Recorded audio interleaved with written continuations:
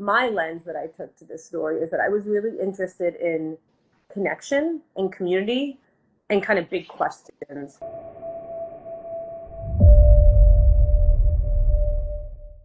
Hi, Katie. How are you? I'm good. How are you doing? I'm doing very well. Thank you so much for taking the time to join me. How would you describe, in your own words, Small Town Universe?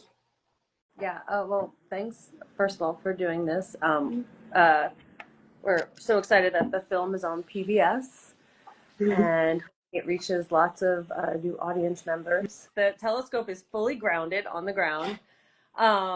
It is as large as three football fields, I think. And it is a receiver. So the telescope receives signals. It receives signals from space and then takes those signals and analyzes them and then uses that data to try to discover like new and exciting phenomenon in the cosmos. When we think about a telescope, we normally think of it as like something you look through to see things in space. But what this telescope does is it doesn't look, it quote unquote listens. I'm saying that in quotes because it doesn't literally listen, but it is analyzing electromagnetic waves, which are on the electromagnetic spectrum, which are sound waves, things that we hear, or sound waves are on the spectrum. So everything in space, everything that exists in the world gives off energy, mostly everything. And we can detect that energy when we have special instruments that can detect the energy that we can't see. So what the telescope does, it's detecting energy from space and then using that data to try to figure out what the things in space are made of, what the size is, what the distance is. So that's just a little science lesson to say that there's lots of ways to study the universe. When you think of an observatory, you normally think of it sitting on top of a mountain, but we needed the protection of the mountains because of radio interference.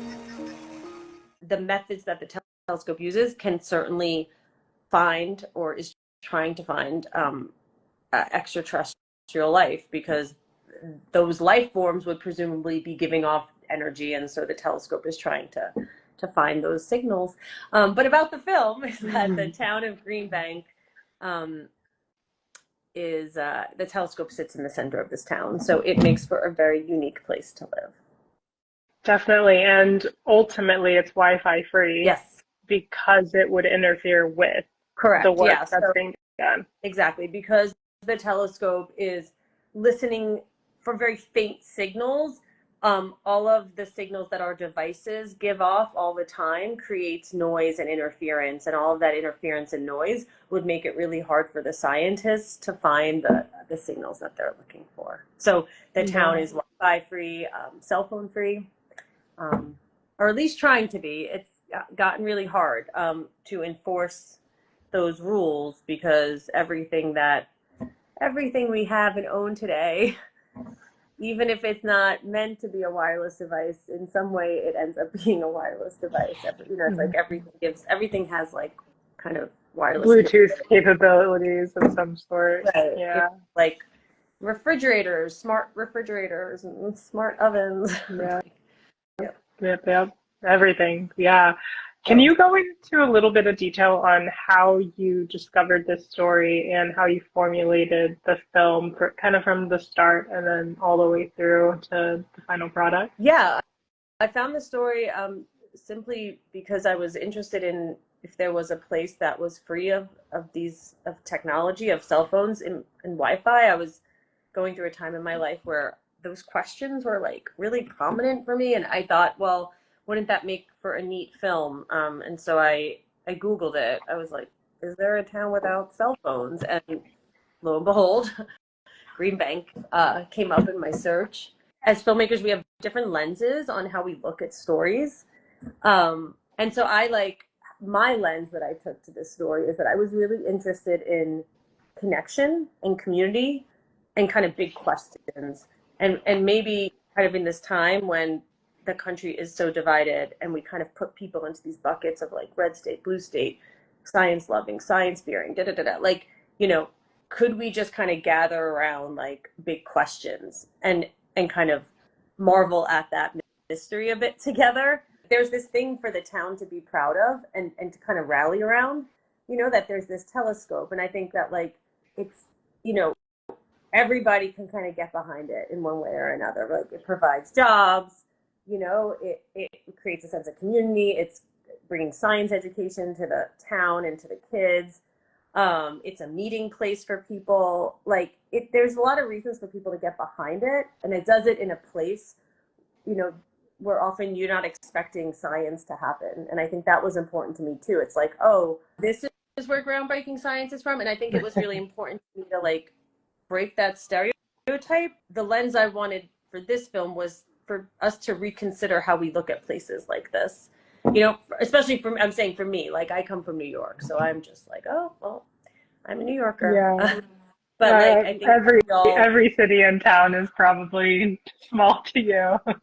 Right. But I think that like, we need to know that there are great things happening in small towns and in small rural places, right? It's not just happening on the coasts. And I think that's like a really important thing for people to know.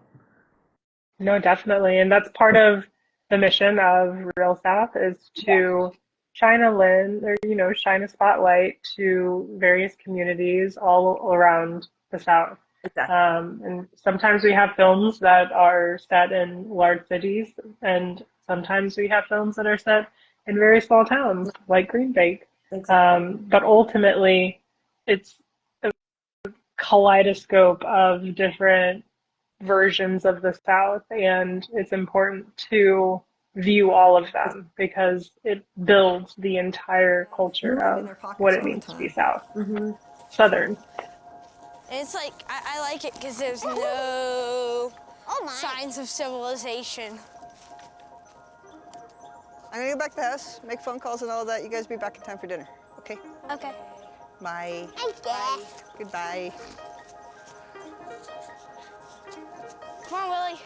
Put your filmmaker hat back on and think of when you were creating the film, how did you weave or how did you go about taking the whole town, but also weaving in the personal stories with the scientific discovery?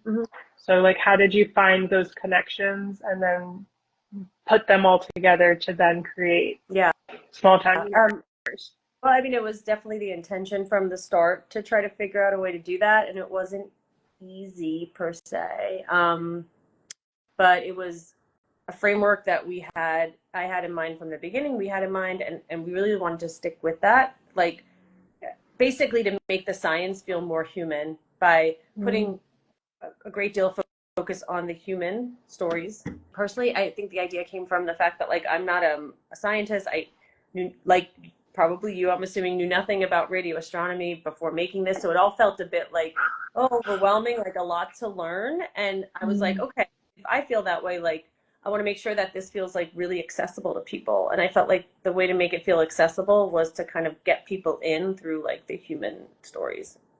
So it could be like a science film that like people don't realize they're watching a science film. No, I definitely think that you were able to achieve that purely because of the different characters that you wove throughout the story and how they described it and how they saw, like, from their perspective, the telescope. The best way that we can relate to any topic is to have some sort of human touch. And so I think you did it.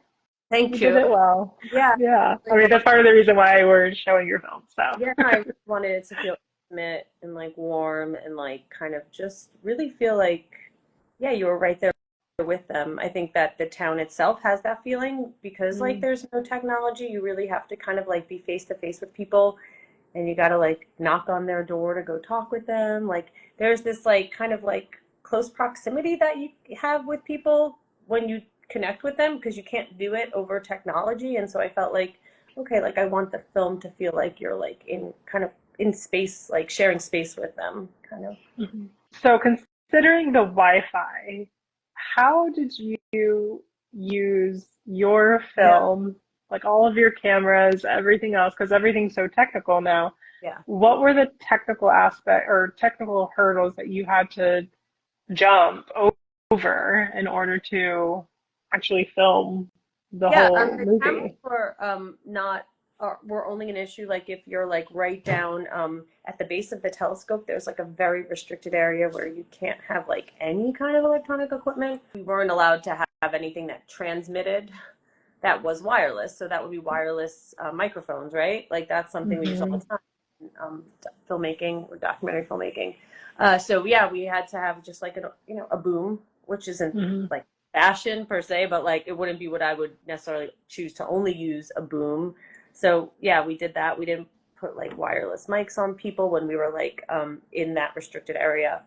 Um, so that was one of the biggest things, and that's also why we were like so close to our subjects all the time because like we couldn't really get very far away and hear anything with a boom that was tethered to a camera. So that was one of Yeah. the biggest things. Yeah, Yeah. Were there any other challenges that you had to overcome? I think it was just like communicating with people. I think just like when you think about like production, it requires a lot of like texting and calling and making plans. And I think that like when we were there in Green Bank, you'd make a plan with like a subject, to film with them for the day, say, or film a scene with them, but like you kind of just had to show up and wait for them. It's like, okay, I'm here at the library, but there was no way to text to be like, okay, I'm here at the library. You're just there when you said you were going to be there, and then you just wait for the person, like for them to show up. I do remember those times. Just that constant contact that we all rely on all the time. We're all just used to it. Yeah, definitely. What was your favorite scene of the film and why? I think a scene that I really enjoy in the film is the town hall meeting, getting the whole town together in one place and being able to see all these different characters kind of convene together in one spot. I think was something that was really satisfying, and I think it really plays well in the film as well. Hello, and welcome to the public meeting on the Green Bank Observatory. The proposed action is to substantially reduce NSF's contribution to the funding of the Green Bank Observatory. I would So like that to is now definitely go on a to favorite of mine. the I alternatives. can agree with that. I Yeah. definitely agree with that. I also liked the when Ellie White went to the school Oh and yeah, that all was the kids were like putting together their PCP by yeah. telescope. About that, That was really cute. these adorable kids who are basically now probably graduating from. Probably in high school, But one yeah, of at them was this like, I point. want to go to MIT when I grow up. And we screened the film in Boston at the Boston Science Fiction Film Festival. And actually, we had a scientist on our panel who went to MIT and another one who went to Harvard. And so she was just like full of joy. Super happy You might about see her it. there like next year. Yeah. To see like these young, curious, like super smart kids who like just wanted to, be scientists when they grow up. Yeah, I love that. And they will be, hopefully, Mhm. with enough funding, right? That's right. That's usually how education is. What's your favorite behind the scene moment and why? And then if you were able to like capture that behind the scene moment, do you think you would have included it in the film somehow? Not necessarily a happy moment, but I'll just share it anyway. Here I go. One of the characters in the film is sick, and if you watch the film, you'll find out what happens with him. He's at the end of his life. And I really wanted to be there for him at the end of his life. But it's not easy to get to Green Bank at all, but it was important for me to be there. And so I drove to Green Bank from Washington, D.C., and gratefully was there for this moment that I wanted to spend with this one character.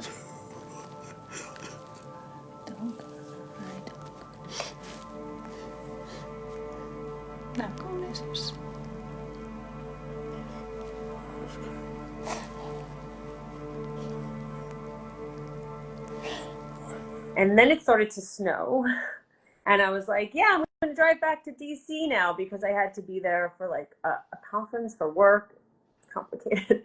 And so they were like, are you sure? Like the snow is really coming down. I was like, no problem. I've got this. And so I like drove and I was like, went maybe like one city block, if that's an equivalent. And I was like, oh, like I'm not getting anywhere. Like, I am not equipped.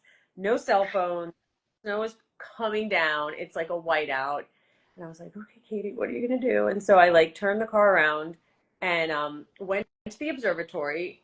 Mind you, it's like 10, 11 o'clock at night. Like nobody's there except for the control room operator who works 24 hours and he's always up in the control room.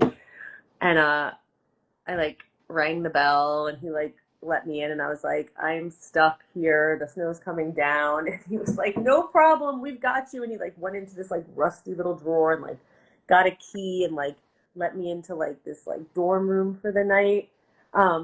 It was all just like, oh, only in Green Bank. Like, can I like knock on the door at like of the telescope and like put me up in, like this like dorm room that's for scientists. Like it just felt like this is what this place is all about. Like, you know, just like taking care of people, like kind of in this old fashioned way. Like I know it doesn't sound old. It's just like, no, you're not gonna drive. Like, we got you. But like it was like one dude, like who was supposed to be like with the telescope running, like, and he like took care of me and made sure that like I did not do something stupid, like drive in a terrible snowstorm. So yeah, felt very that's what Green Bank is like. Yeah, and that's what that's Southern hospitality. Yeah, or just like taking care of neighbors. Yeah, exactly. Like it felt like we got you. Don't worry. You know, and it was like that's what the telescope is there for. It's yes, they're doing great science, but it's also a hub for the pillar of the community. Right. Yeah. And like kind of in this small, very quiet rural place, it is the one place where you can kind of always go and find help if you need help, which I appreciate it.